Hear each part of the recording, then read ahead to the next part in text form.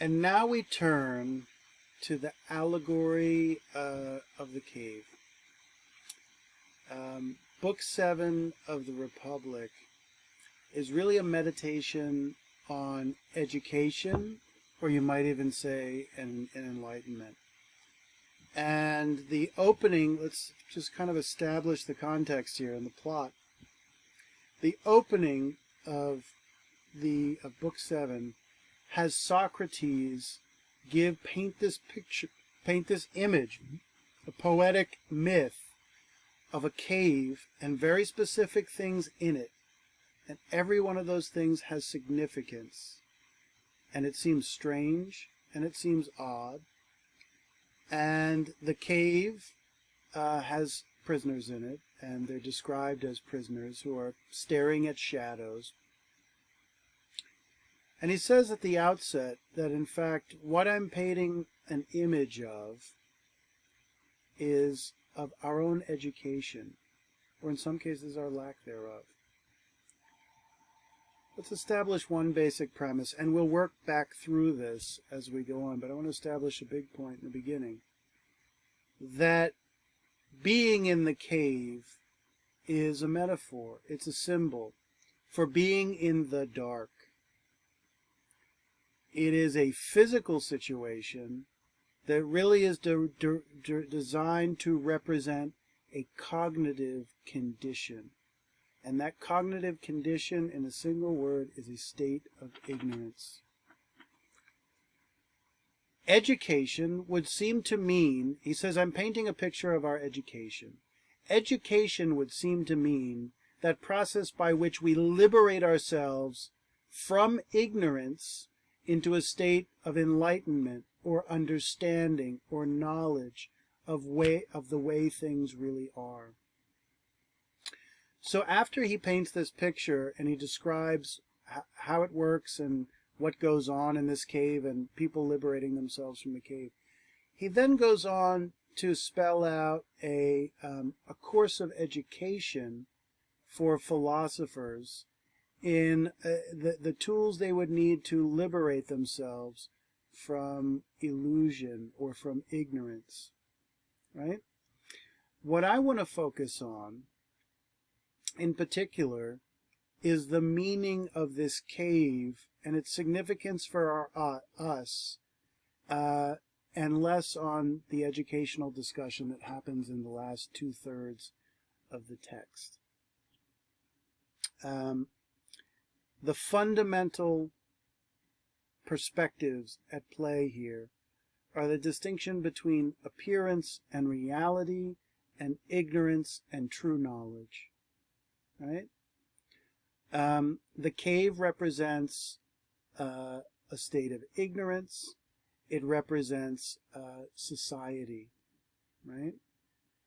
Within the womb of society is cultivated a whole series of shadows that we see, appearances on the wall that not only are not the truth, but our belief in their veracity assists in concealing the truth from us. Socrates famously says in the Apology that the only thing I have knowledge of is my own ignorance. Socrates is aware of his own ignorance. When he sees the shadows on the wall, he may not know the truth of things, but he's aware enough to have knowledge of his own ignorance, that awareness of these shadows is not knowledge. Whereas it seems the ordinary people in the cave, which is the community is this kind of womb-like thing that cultivates these illusions, these shadows, and they may actually turn out to be necessary for society to live by and have these illusions. And we'll go through what we see in this cave in a moment. But by believing in the appearance of these shadows, is being in a state of ignorance. To liberate ourselves from belief in the shadows, we'd have to know that the shadows, first and foremost, aren't real or aren't really, I mean, are shadows a real thing? Yes. The problem is these people mistake the shadows for being real. They mistake the appearance for the reality. Right? Okay. This is going to be a central theme of Othello. Iago is going to craft a world of images to Othello, and Othello, for various reasons, is going to accept those appearances as the reality itself, when in fact they're total deceptions. Okay. The cave is not just a state of ignorance, it is the society. It is the society. The people or prisoners in the cave believe what they see is real, right? And the problem is, it's not that their eyes work perfectly. They see these shadows, they understand, but they think the shadows are something other than what they are. They think they're kind of the ultimate reality of things. So they have a misunderstanding about the true nature of the shadows, right? The first thing they would have to be able to do is to discern that the shadows aren't the true reality before they could even hope to know what the truth is. And even if they discover that the shadows aren't real, or what we're told they are, that doesn't necessarily mean they've then apprehended the truth. Socrates says, the only thing that I have knowledge of is my own ignorance, but I'm pursuing knowledge, a perpetual state. Now this image seems rather overwrought, right? Society is not really so fundamentally ignorant, right? Or is it? Or is it so ignorant? Maybe it is. Maybe we are so convinced of the certainty of our own understanding that that certainty is the very thing that prevents us from discovering our own ignorance. Right? And maybe there's a whole other set of mechanisms that make it hard for us to realize that the shadows presented to us on the cave wall of our society are in fact illusory.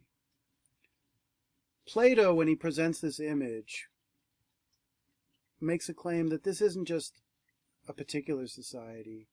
This is the nature of society as such. Right? And that the goal of education should then be to liberate oneself from this condition of ignorance through something like critical thinking.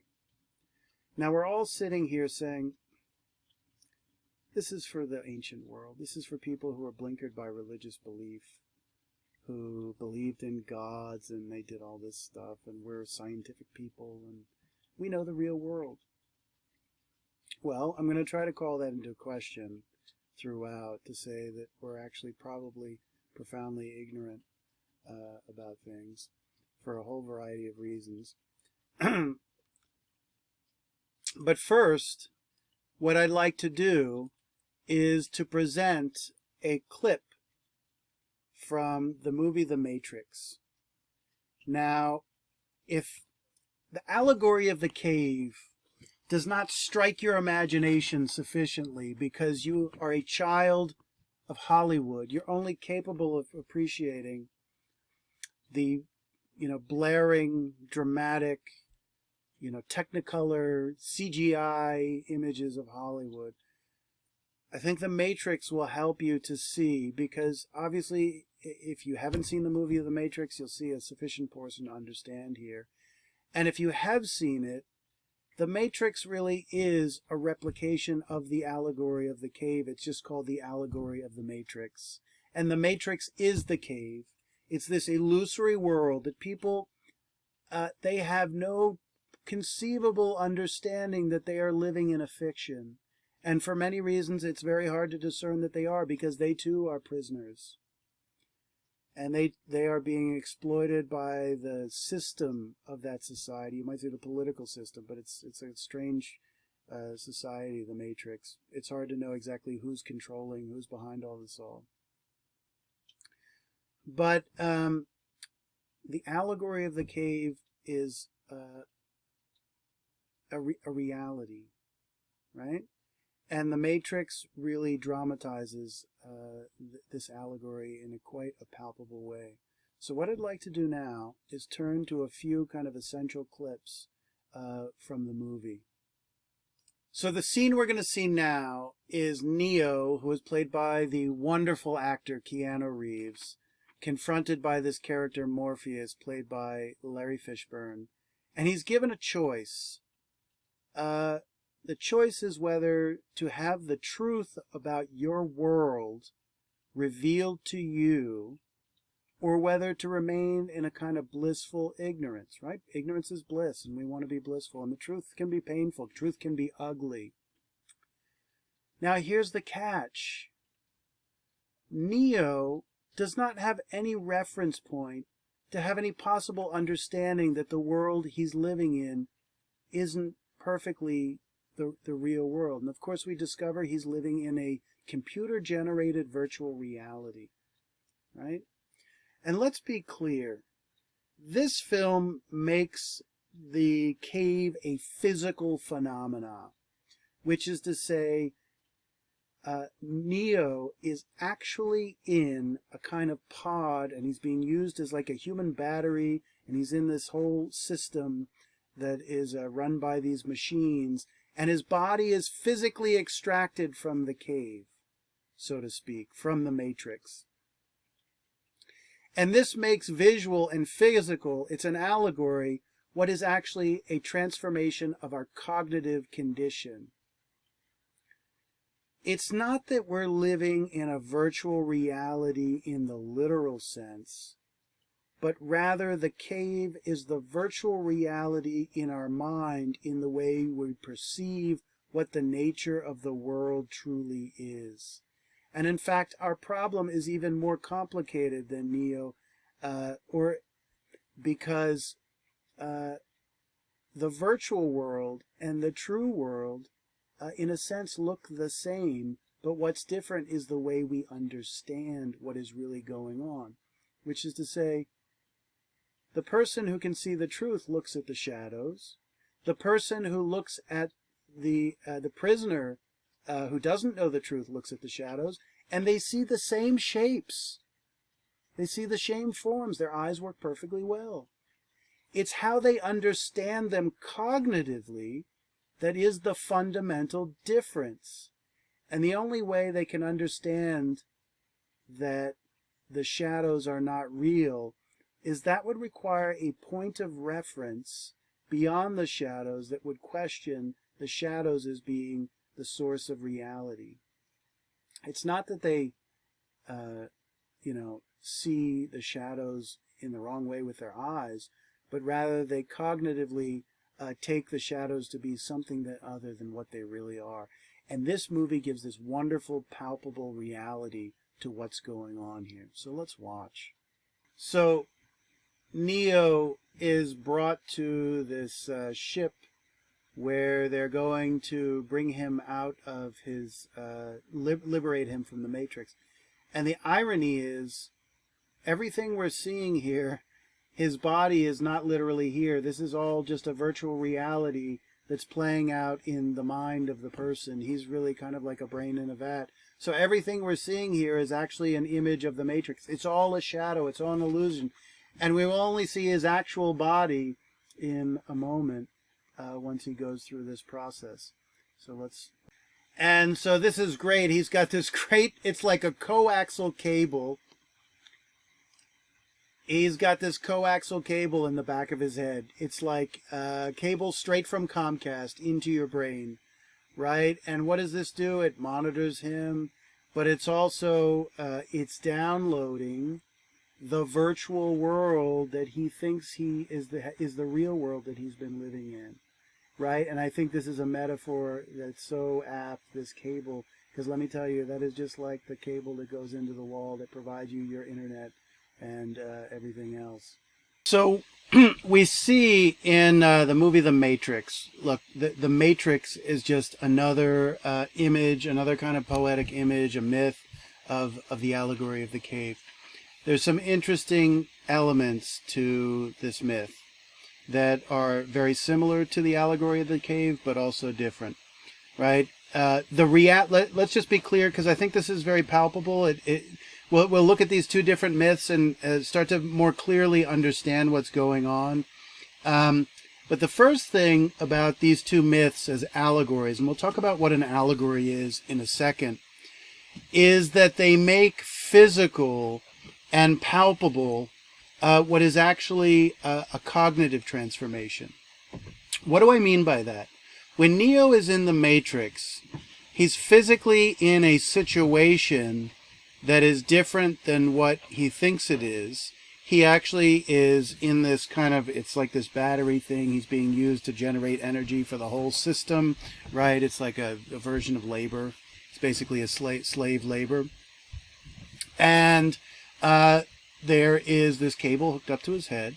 And the cable paints this picture of a kind of virtual reality, like if you're familiar with the holodeck in Star Trek Next Generation.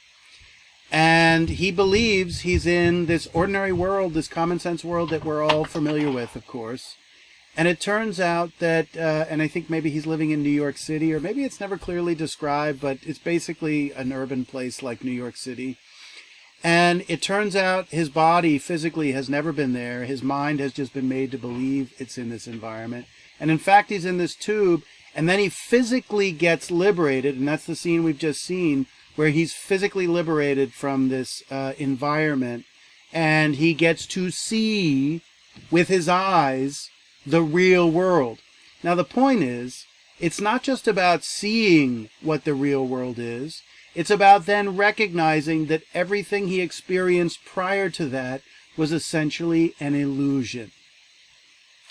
Now the first thing, and then what's the goal of the rest of the movies? If you've seen the trilogy, the goal is to now be outside of the Matrix, and when he taps into it, he's fully aware that he's in this illusory world that does have consequences. It's not that the illusory world doesn't have consequences, it's just that the illusory world is not what it appears to be, right?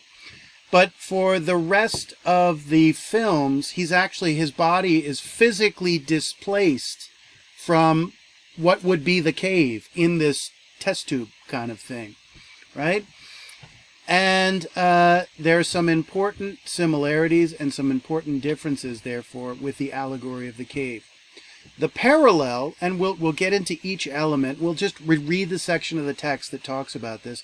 The parallel, of course, to Neo being trapped in this test tube and having a signal sent to his brain that recreates a virtual reality that looks like the ordinary everyday world, is obviously just like these people in the cave. And they're not just in the cave, and they're not in the cave by choice. And that issue of choice is going to be important later on. They're chained, right? They're physically chained to the wall, right?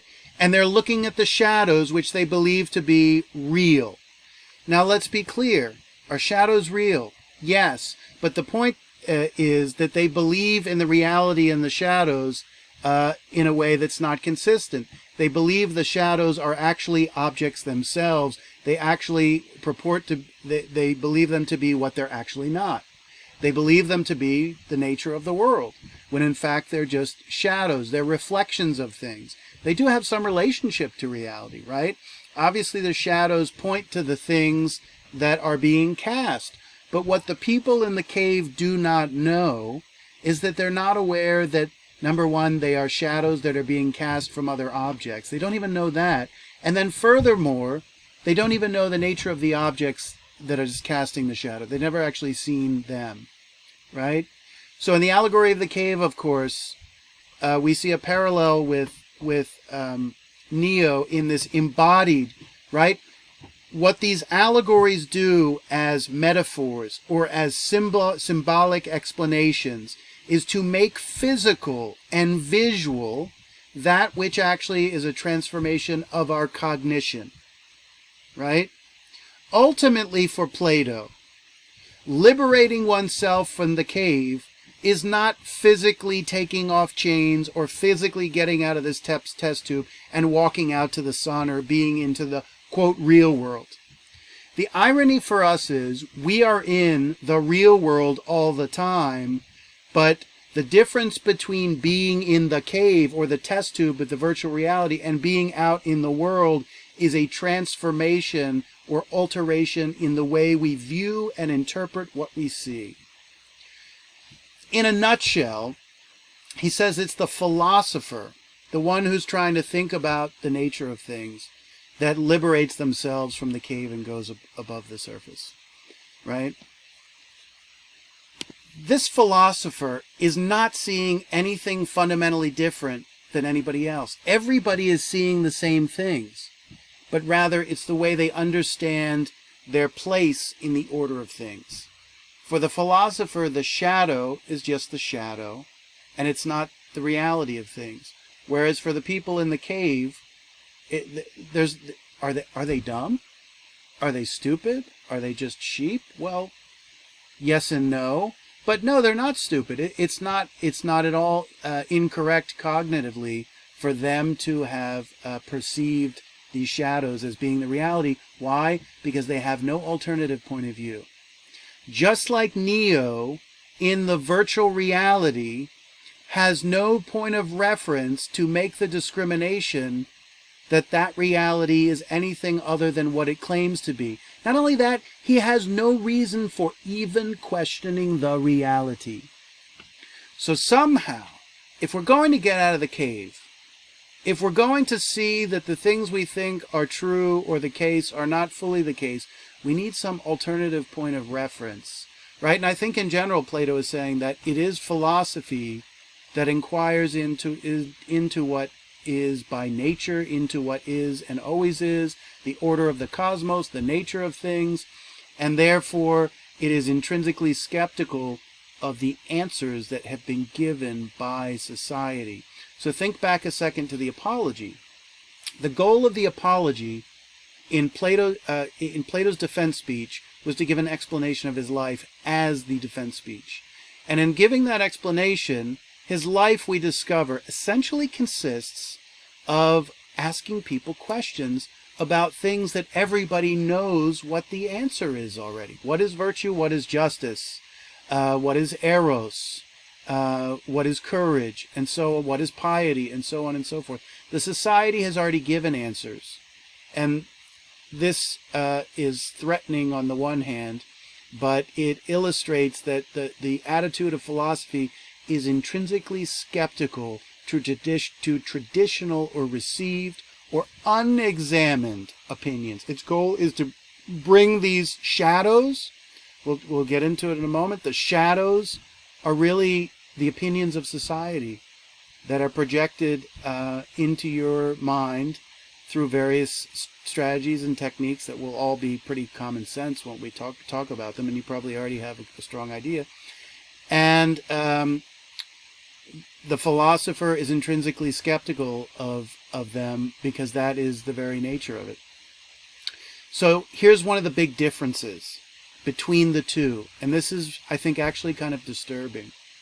Neo, in physically liberating himself from the Matrix, can remain outside the Matrix, right? There is an alternative space to exist outside the Matrix. One of the fundamental differences of the allegory of the cave is that when people start to discover that the myths of their society, those shadows on the wall, are not the truth, yes, they can ascend physically. They go out of the cave, this long, steep path that's hard and arduous, and they see the light of the sun and it blinds them and it's hard to see and it's disorienting. And they get out, and the natural world that they see outside the cave, the actual sun, as opposed to the fire, seems to be the source of all things, right? And, of course, this physical journey is really a cognitive journey, right? Nobody's really gone anywhere at all, right? This is a matter of transforming our way that we look at things, transforming our perspective on things. But the dark feature of the cave, that I think is actually even darker than The Matrix, and it's a fairly dark movie, is that There is no permanent liberation from the cave as Socrates presents this myth. He talks about how the people who are liberated the cave are forced to return to it. They're forced to return to it. They're forced to navigate it, to grapple with it. Despite when they return, they know that the shadows are now, they're just shadows rather than the reality itself. And yet they're forced to live amongst people who are ignorant, with the further condition that it's unlikely, or the way Socrates presents this myth, that there is no enlightenment for everyone. There is no total or full liberation of society from this condition of this cave-like existence in terms of its relationship between belief and faith and opinion versus truth outside of it. The human being, let's go back. The cave is the cave of myth. The cave is society. It's not like society. It's not a particular society. It is, at least as Plato presents it. We can always disagree with what he's claiming, but he's making a serious claim in the form of a myth.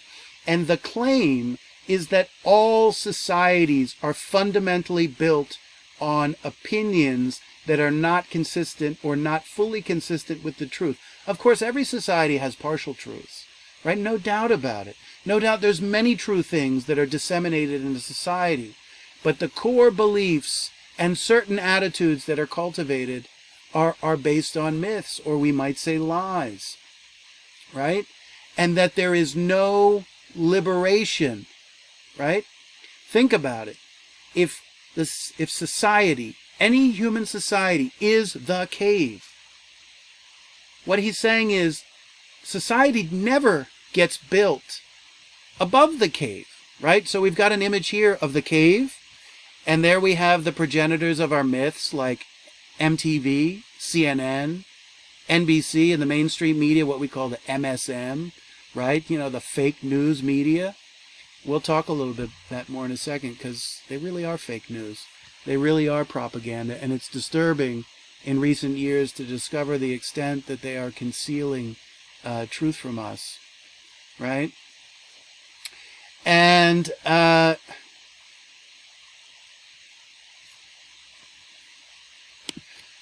the point is, for Plato, society will never be built, the metaphor here, following the metaphor, above ground. It will never, there is no such thing for Plato, and this is the modern point of view. Modern political science, modern philosophy fundamentally disagrees with this, and we'll talk more about that in just a second.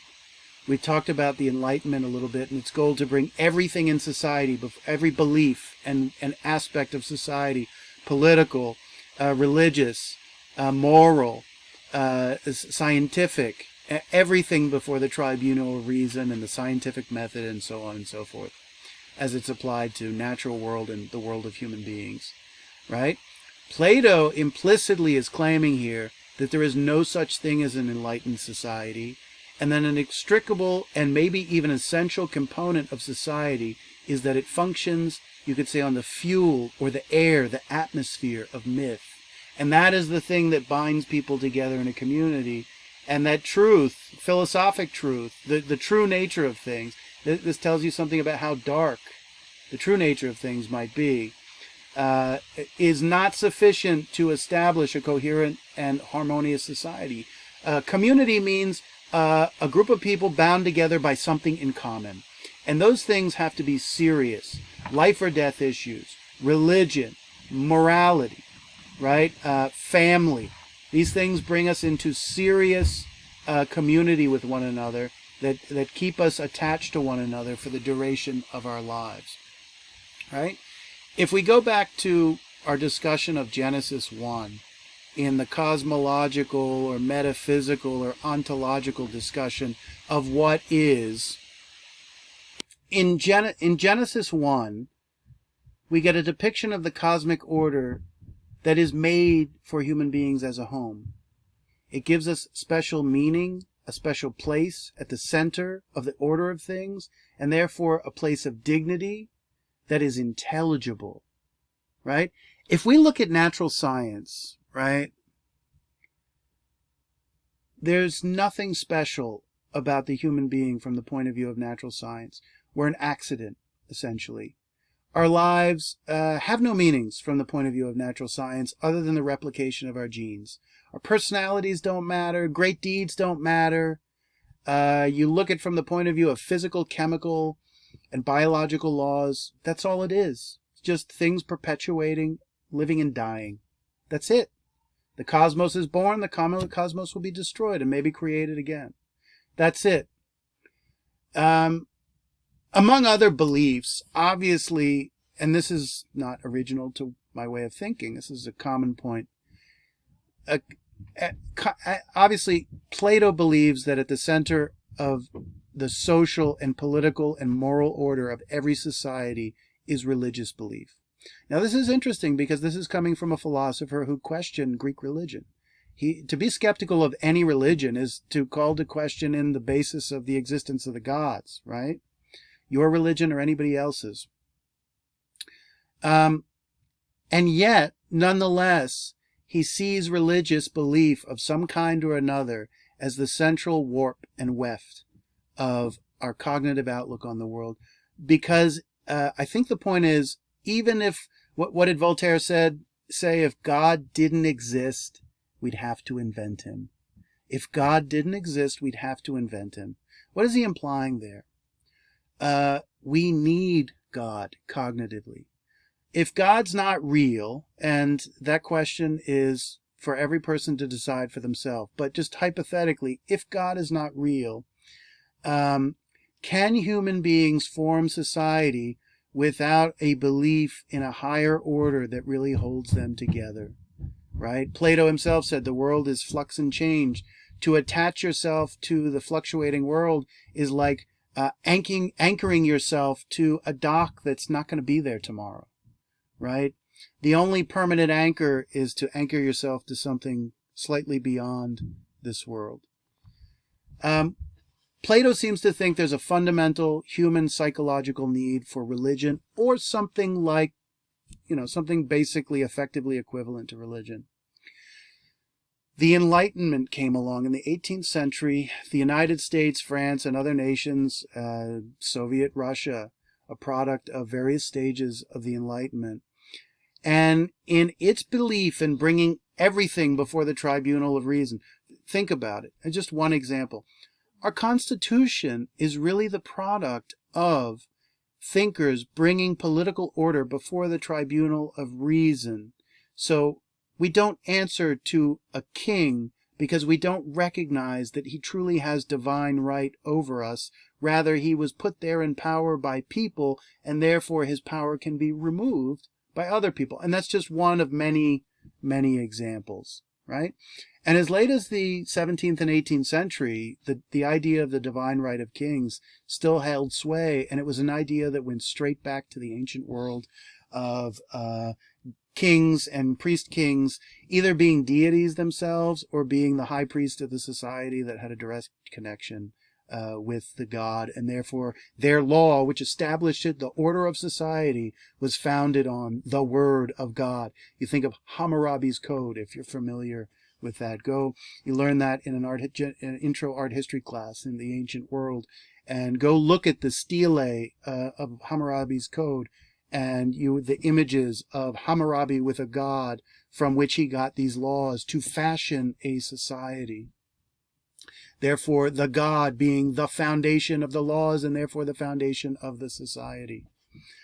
The Enlightenment, the founding fathers were kind of Reformed Christians, and many of them were deists, which is a kind of naturalistic version of Christianity. And I think it's dubious to the extent they were true believers in the basic original doctrinaire understanding of Christianity. I'm not sure I'd call them atheists, but they're much closer to naturalists than a fool-believing Christian. And they, in writing the Constitution, did not include anything about Christianity, despite we lived in a dominant Christian society. They wanted to be tolerant of all religions. They thought it was important to promote religion in our society the founding fathers did something very interesting, which is that they wanted to promote religion as such, as nominal Christians or as Christians, but they did not want to promote any specific religion. And this is radically different than any other doctrine that we've ever seen on the planet prior to the modern world.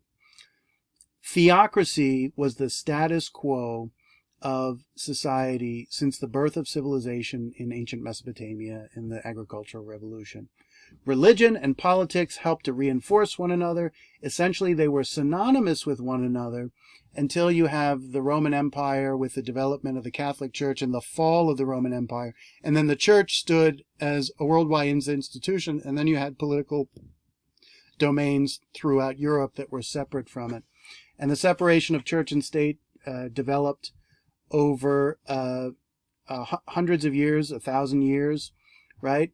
But the key thing is religion was always attached to politics, even if Rome was the head, differentiated from, say, a capital of part of Germany or a part of France or some such. The founding is the first instance where a government did not promote a particular religion, right, in their founding documents or in their founding understanding of what they're about. So they said that the Christian, the Jew, and the Muslim should be equally free to practice their religion in American society. This is 1787. This is a fairly radical and innovative idea.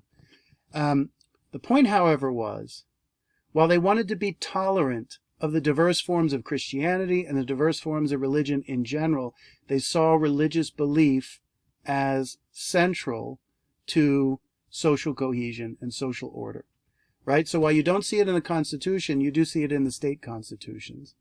And then, of course, this is all manifest in the separation clause, in the First Amendment, such that the government will not establish any particular religion institutionally as the religion of the nation, right? What does this do? This is a fairly, you might almost call it an atheistic point of view, because what did they do? They subordinated religion to politics. Politics was superior to religion because religion was not connected with political authority anymore. It was now in public authority. It was now a private matter. Yes, talk of religion and religious belief percolates up in politicians running for office, but you don't have a church or a synagogue or a mosque connected with Washington, D.C. It doesn't even make sense to you, right? But if you look at Iran or Turkey, essentially what you see there, particularly Iran, you have a theocracy in which the people who rule the country are mullahs. They're priests, essentially, of the Islamic faith. What's the simple analysis here? For most of human history, political thinkers, even if they were atheistic themselves, skeptical about religious belief, they believed in the necessity of religious myth to maintain social order. And that seems to be Plato's claim. And so now we're at today. Because this is all about us now. This allegory is about us as human beings always. It is not about, Muse, sing for our time too. Opening lines of Homer. This is really about us because it's really a story of human nature on the collective level and also the individual level who liberates themselves from, say, the tyranny of opinion, right? Some thinkers in the Enlightenment, as it developed into the 18th and then particularly the 19th century, believed that they could have things like a religion of humanity, or a religion could die a natural death all on its own, and we'd live strictly from the scientific point of view, which is really the point of view of just reason and logic and evidence, and that once society was educated and exposed to the truth, that religious belief would just die on the vine, and it would just be a vestige of a superstitious and dark, the dark ages, of a darker era, and now we're all enlightened. So here we are in the 21st century, and religion has absolutely gone nowhere. In the United States, because of our distinct status from Europe as colonial settlers came over here. And as those colonial settlers from Europe came over here, the histories of those people really diverged in some really important ways, politically and religiously. The United States has always been, compared to the world, particularly the Western world, into the 19th and 20th century, a deeply religious society in which our government has made a point of facilitating, for the most part, and which is to say protecting religious freedom and facilitating religious belief, right? So there's two kind of phenomena that have happened in the modern world. In some cases, religion has gone nowhere, right? Like it may be more of a private matter than a public matter, but it still dominates the ethos of society. It's declined in certain areas to certain degrees. In Europe, it's particularly gone down. But then there's another thought. If you eliminate belief in religion, have you eliminated the category of some type of religious-like belief? Do human beings need to believe in myths precisely because the truth of existence is by itself maybe unbearable or not fully satisfying, that we do not have, science says we do not have a central place in the world? So I think what happens, and this is my conjecture, based on the evidence I've seen in history and reading and so on and so forth, is that human beings' will to believe that which is not perfectly true is a necessity and does not change from one age to another. That these shadows on the wall exist because we have a natural inclination to believe in them in the first place. But this also divides up society, because clearly in this allegory, we see those who are believing in the shadows and those who are projecting them. So you've got to love this little image right here with CNN and MTV and so on. They're projecting these images. These people, two things. Number one, they have to know that the shadows aren't real, or that they're not real in the way that the prisoners think they are real, as being the reality of things, like the concrete reality of things. Furthermore, look at what they're holding up here. They're not holding up natural objects, nor are they holding up natural objects in Plato's actual story or myth, which it's consistent. They're holding up man-made objects. What are the truths, quote unquote? What are the opinions? What are the myths being projected on the wall? They're man-made objects, right? So not only do the prisoners take them as real, they take them as natural. They take them as, this is simply the way things are. Meanwhile, there is another group of people, it's implicit in the allegory, implicit in the myth of the cave, is an acknowledgement that there are people who clearly are fully aware that these things are neither ultimate reality nor naturally occurring, right? But are in fact illusions and made by them. They are the contrivers of the myths. And who are these people? I think in a nutshell, we're going to call them the rulers of the society, right? The few rule. In any society, you can talk about democracy, you can talk about, it's the few that rule, that create the myths that the people believe in, and it's because they create the myths that people believe in because they create the myths, that is exactly what makes them the rulers, or that really is the essence of what a ruler, I think Plato's saying what they really do. Now let's take this into consideration. The Soviet Union was a regime that by its very definition and its essence, its foundational principles, denied the existence of any God. It was based on Marx's notion of materialism, that all human relations are really material rather than spiritual, and the spiritual justifications of life and society for Marx were what he understood as rationalities, rationalizations, right? Ideology.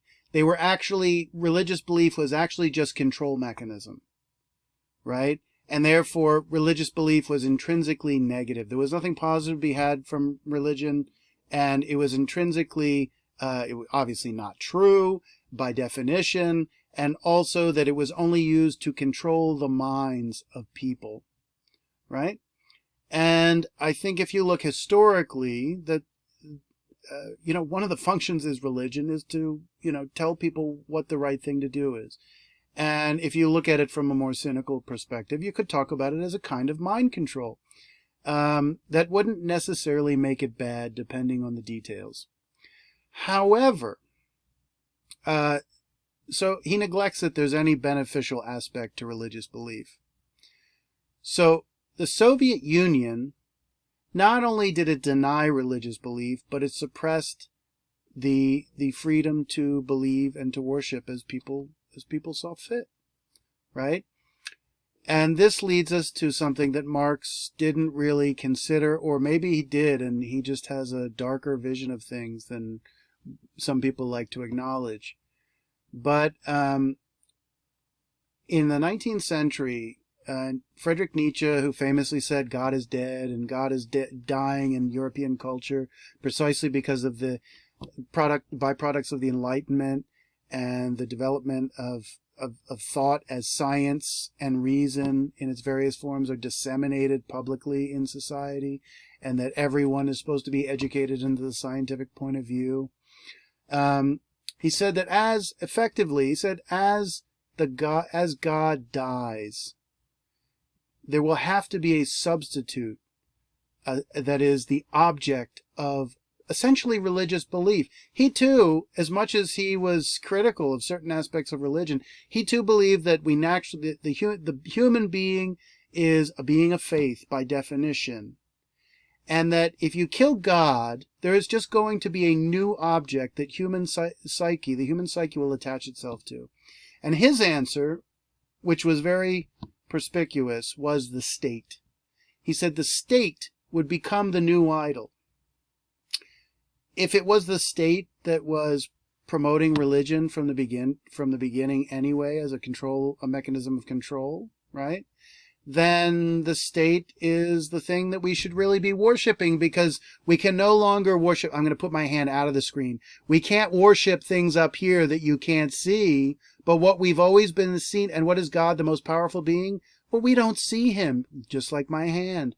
But what do we see that's actually the most powerful being in our lives? In this world, we see the state. The state is effectively the most powerful thing in the realm that is visible to our eyes, right? So therefore, is it not natural that we worship, Barack Obama didn't not mean this when he said this. You didn't build that. When you had a successful life, when you had a good business, when you made lots of money or had a good family, you didn't build that. It takes, as Hillary Clinton said, it takes a village. You are just one little tiny piece of the puzzle, and society, the collective, provided that context for you to be able to flourish in the way you did. Now, of course, that's true, but there's a lot of information that's being left out, and there's a certain skewing of what, the implications of that. It takes a village. So therefore, the thing you should worship is the state, right? And if you look at the totalitarian society, whether it's Hitler or whether it's Stalin, you see the cult of the supreme leader. You see that in North Korea, which, maybe Kim's dead, maybe he's not, maybe he's on a beach in Florida right now because, the coronavirus kept him indoors in North Korea. Who knows? But I tend to think that religious belief does not go anywhere. It just finds new objects. And I think if you look at whether it's people health craze or New Age religion or spirituality or environmentalism in some form or politics for other people, these all effectively become substitutes for religion, and they start believing in them in the same ways in which people believe in religion, which is to say, an unexamined opinion, an article of faith that they hold to as the highest principle that directs their life, right? So the thing about God that's so powerful, practically speaking, is that our allegiance can go to a being that is higher than the state, and that we don't acknowledge that all the essence of our being simply comes from the state, right? And that therefore the state cannot act like a god. Only God can act like a god. If you think to our founding documents, the Declaration of Independence says, we are endowed by our Creator with certain inalienable rights, life, liberty, the pursuit of happiness, and that the purpose of government solely is to secure rights that the government didn't give you. You have them because you are a human being, or depending on how you want to think of it, because of your human nature, or because of God, right? That means that the state, in a sense, can try to take them away. They can inhibit your freedom physically, but you always have those freedoms, even when they take them away. And the state, if they take them away, is not actually authorized to do it. If I believe that all things come from the state because it's all powerful, then if they take your rights away, well, they're the final arbiter of your rights. They can give you rights and they can take them away. The beauty of the American regime, in contradistinction to all other regimes founded since, is the fundamental belief that our freedoms do not come from the government we founded. And therefore, the government has a purely derivative function. Its only function is to protect our God or naturally given rights. That is one of the most powerful ideas in the history of human civilization. And it's what makes our government, to the extent that it is, because there's some serious problems that we've seen, and I'm actually going to talk about those a little as we get through here. Some serious problems, but it's the only regime like it that has prevented it from being much more invasive in our lives and telling us how we're supposed to live, like how big our soft drinks can be, and do we get to use plastic or paper straws, or plastic or paper? I mean, these things, quite frankly, are ridiculous. We look at the coronavirus now that we've had a few months of this. Is this just the flu with a fancy name? Or is it really a pandemic that there are body bags filling up in every hospital? And if it is just the flu, what are we doing having given up? You all know that in the First Amendment there is a freedom to the right of assembly in public, right? What happens when people assemble together? They talk freely. First Amendment right, free speech. What do they do when they talk? They make decisions about what they want to do, and they have strength in numbers, and then they can go petition politicians. They can petition City Hall in numbers. They can petition the White House. They can petition Capitol Hill, right? By keeping people apart physically, it is a strategy of divide and conquer to prevent them from coalescing and establishing solidarity around whatever principle is they choose, whether it's like we want to have bowling night on Friday, or whether we want to change the laws on this, that, the other thing. Okay. So before we jump into the text, let me just conclude with this. I think this image is rather illustrative here. And let me go forward and we'll get a little better view for a second. Here.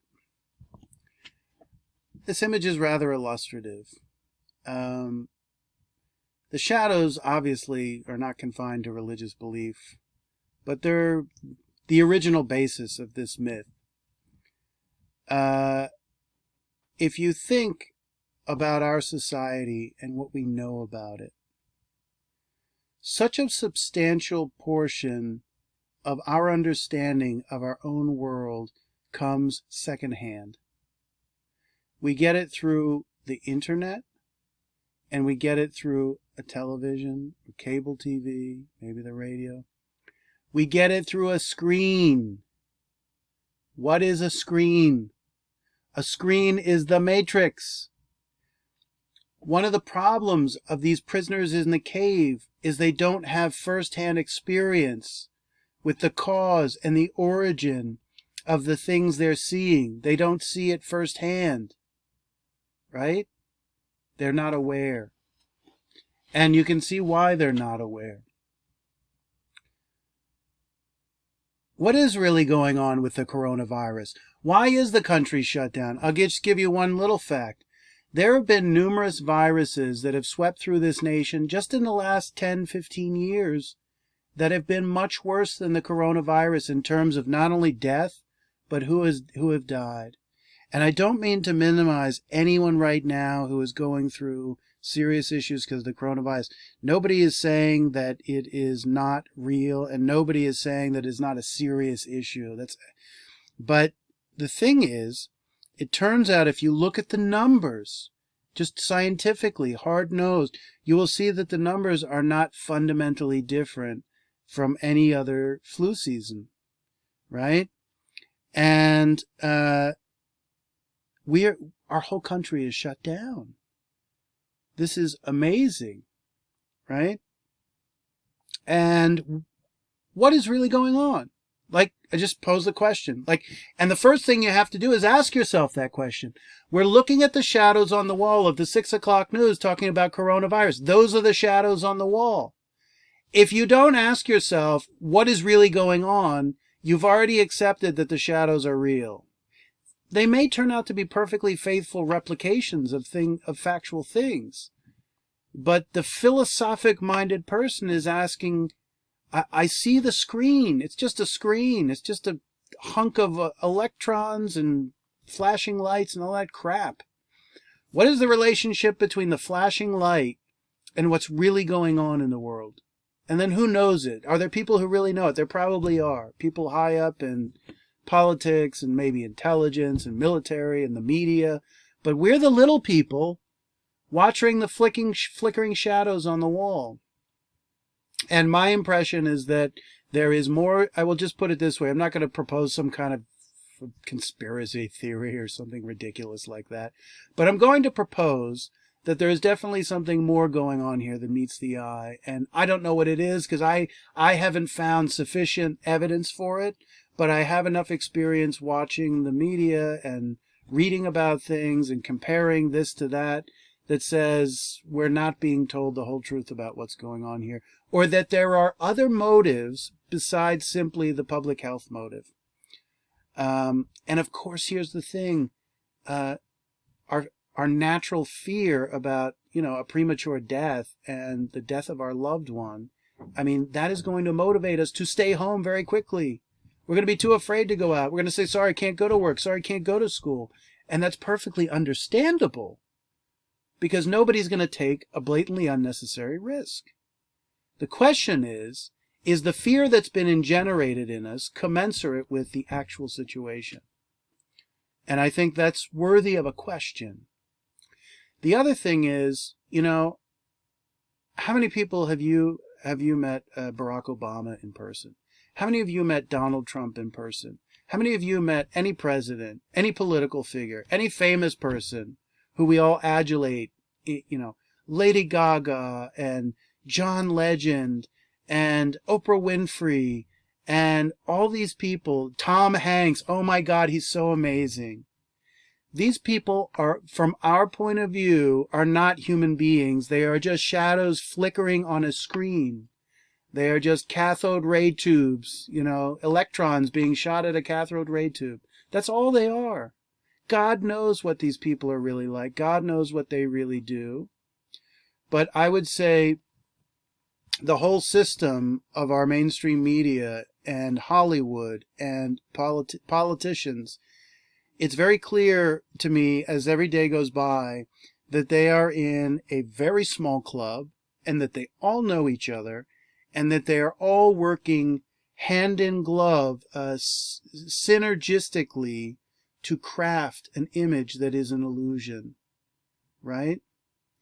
And I'll just give you two examples very quickly, because this is about us and it's about the world we're going on right now. If you are able to come to the conclusion that there's something going on with the lockdown and it's not exactly what they've told you is, then the question is, what is really going on? And that is an answer that is, that's not easy to come by because it's being concealed, it's being censored. Why, for example, is YouTube censoring videos that are critical of the WHO, which is the World Health Organization, that was partly responsible for the failure to properly act and inform the world what was going on in China? Why are they censoring an organization that actually has been working with China, that either they purposely let this disease out, or once the disease happened, they said, we're going to let this go to other countries, because that's what they did knowingly. Why is it that Twitter is censoring various types of cures that are not vaccines? What's the obsession with vaccines? The basic science of vaccines, as far as I understand, is is ironclad, right? There are so many diseases that were plagues of humanity for thousands of years that we don't even talk about anymore because they're non-issues because of vaccines, and God bless them. But why are they pushing vaccines when there are all types of other... First of all, we're not going to have a vaccine anytime soon for this disease. It's just not happening. It's just not the way... It's just not in the cards when you look at how long vaccines take to develop. And many think of HIV. There is still no vaccine, despite all the billions and billions and billions of dollars that have been put into discovering a cure for that disease. So Twitter is censoring people who post about certain types of cures and talking about not quack medicine here, but talking about people doing scientific research on these cures, right? Why are politicians saying certain drugs can't be used, and yet there are doctors who are telling us that these drugs are working very well if used properly? Like any drug, you got to administer it properly in the right way, or it's not going to work the way you said it was, right? So, I'm not claiming to have the answers. And these people in the cave, and I don't even think Plato thinks there's something like an ultimate realization of truth, although the metaphor of the cave paints it as like you come and see the sun, and there's the ultimate source of all reality and all truth. I don't think this is a myth, right? It is to be interpreted, but I mean, it's not clear such a thing exists. So we can at least raise these questions. I'll give you two more examples. The Jeffrey Epstein story. And if you don't know who that is, I'm not going to tell you who it is. I'm going to make you Google him and learn about him. Right? So I will give you some links to some things going on in our world today that I think you should at least be familiar with. What I'm presenting, what I'm going to link to, is just like anything else in the news. Like, it's out there. The details are not entirely clear. And also, people watch stuff on the news and they form their own opinion of it. So you watch it and you'll form your own opinion of it, which is... But what I do want to do is, if you're not familiar with it at all, I think it's, as human beings and as citizens, it's appropriate that you're at least aware that it's on your radar. So Jeffrey Epstein was a person who died in prison recently, mysteriously. And he either killed himself or was murdered. And there were a lot of people who would have been happy to have him dead. And he was involved in pedophilia and human trafficking, which is really a form of human sex slavery. It is nothing like prostitution. It is literally being enslaved for sex. To the fullest extent of the meaning of that. And many of these kids were very, very young, right? The people he was connected with were the son of the Queen of England, the Clintons, Bill Gates, and a whole slew of celebrities and famous people from Harvard and MIT. Flew on his plane where the sex acts happened and these girls and children were, and went to his island, Little St. James Island. And of course, you never state more than what you know, but this plane was called the Lolita Express, and the flight logs came out maybe 10 years ago. And so they've been public record for a long time, and you can look at the names written there. Woody Allen's name is sitting right there. Celebrities from Hollywood, their name is sitting right there. Hillary Clinton, Bill Clinton, their name is sitting right there. This isn't about politics. This is about human beings' lives. It's about kids who have suffered a tragic and horrible fate. Okay, so in 2010, he was arrested, and the authorities really discovered a lot of what he'd been up to. And then mysteriously, somehow, they said, sorry, but we're not going to charge him with anything serious. He is going to have a misdemeanor of like sleeping with a minor, and he's going to get a very light sentence of like a year in jail, and he's going to be able to go home for part of the week to begin with. And the jail we're going to keep him in is not that strict to be anyway.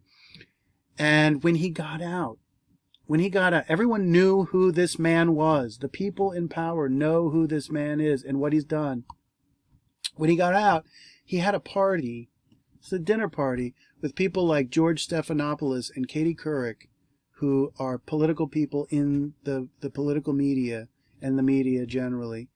And they celebrated that he was out of jail. You tell me those people didn't know who he was. And then a video came out that was exposed, I think it was from ABC News, and I'll dig it up for you and post it, in which an ABC News anchor says, I did serious investigative journalism on Jeffrey Epstein, and I talked to his victims, and they came out and told me things that had happened, and we had corroborating evidence, and so on and so forth. And I think her name is Amy Robach. And the higher-ups at ABC News said, sorry, we're not gonna show this. We're not gonna air it. And what happened was, a video of her talking about her whole investigation being shut down by the executives was leaked a few months back, and so it was there for everybody to see. Now, everybody knew what this guy was like and what he was up to, and yet the people, the highest people in power, were trying to shut it down. Remember what the media claims to be. These people that we see on the screen down here, right? They claim to speak truth to power. Remember, Washington Post says democracy dies in darkness, and therefore they want to bring light. They want to bring us out of the cave, and when we're out of the cave, when we have an informed public, then we can make appropriate political decisions and rule ourselves as Democrats rule ourselves, right? So why would they do this? Why, I ask. I can't answer that, but it should be the question that comes up. Then, the Trump-Russia collusion story. I don't know what media you follow, but government documents have been released over the course of the last 2 years that have conclusively demonstrated not only, one, was there no Russia-Trump collusion whatsoever, that number two, that this was a complete fabrication of opposition research paid for by the Democratic National Committee and Hillary Clinton's campaign back in 2016, number one, connected with the DOJ and the FBI and the CIA and foreign intelligence services, all created this fake dossier to get illegal surveillance against a guy who was running for president. Then he was a guy who was elected, but a president-elect, and then he was in office. They were using knowingly bogus information to surveil a president who had done nothing wrong. Number one. Number two, the goal was to find some problem that could get him out of office. So many people have called this a coup or a soft coup, because the goal was to use what's called the color of law, the appearance of law enforcement, to use that power against an innocent person. Now, connected with this is two other points, is that every bit of information they discovered in the surveillance of President and his campaign was exculpatory. All the information they found pointed to the fact that they were innocent, and they concealed that information. They concealed that information in the Mueller report. Then the third thing gets even more interesting. Where did they get all these stories about Trump-Russia collusion? Where did they get all this stuff about, oh, someone went to Moscow, someone went to Prague, da da da? They got it from Russians. They got it from former Russian intelligence officers. Now think about that. Who was engaged in Russian collusion? I think we can all figure that out.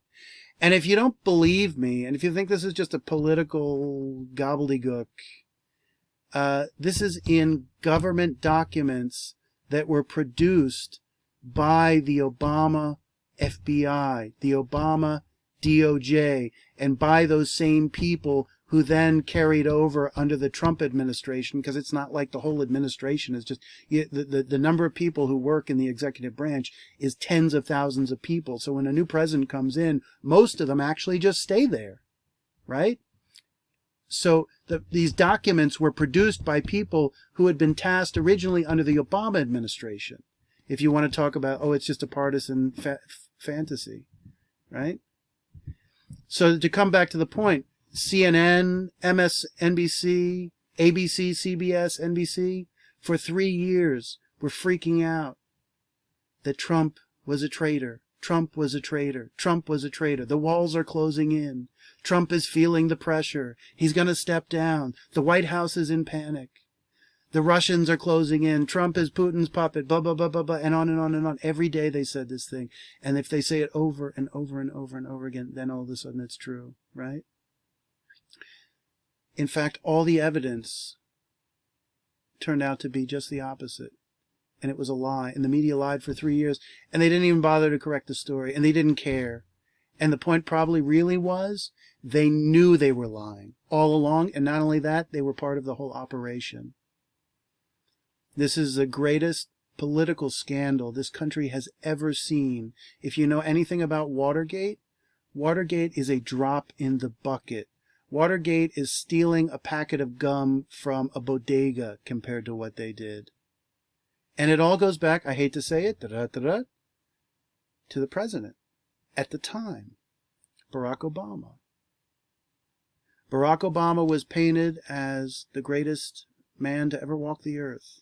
Hope and change and hope and hope and change.